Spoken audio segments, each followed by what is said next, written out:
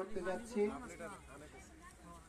এই 18তম আসরের পেছনে অনেক গল্প, অনেক ইতিহাস, অনেক কষ্ট, অনেক শ্রম, অনেক পরিশ্রম রয়ে গেছে আমাদের বেতলা গ্রামবাসীর।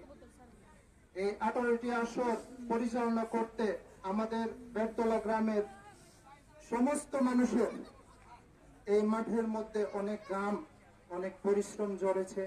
আমরা আজ অনেকে আমাদের মাঝে উপস্থিত আছে, আবার অনেকে উপস্থিত নেই। আমরা সবার জন্য দোয়া করি, সবাই যেন ভালো থাকে। এবং এই টুর্নামেন্টটি যখন আমরা শুরু করি, সময়টা ছিল 2004 সাল। তখন আমাদের বেতলা গ্রামের যুবকদের হাত ধরে এই টুর্নামেন্টটি শুরু হয়েছে এবং আজকে যারা অংশগ্রহণ করছেন তাদের সহযোগিতায় এবং পরামর্শে এবং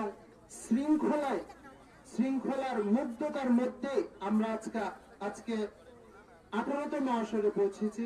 আপনারা আমাদেরকে এভাবেই সহযোগিতা করবেন, শৃঙ্খলা ঠিক রাখবেন, যেন আমরা 18তম আসর থেকে 28তম আসরে পৌঁছাতে পারি এবং এই এলাকার সমস্ত মানুষকে আমরা যেন এই শীতকালীন সময়ে সুন্দর একটি টুর্নামেন্ট উপভোগ করার ব্যবস্থা করতে পারি।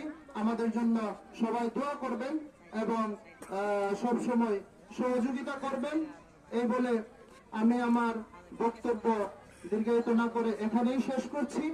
সবার কাছে আমি আমার গ্রামের পক্ষ থেকে সব সময় সুন্দর ব্যবহার এবং শৃঙ্খলা একান্তভাবে আশা করব। ধন্যবাদ সবাইকে।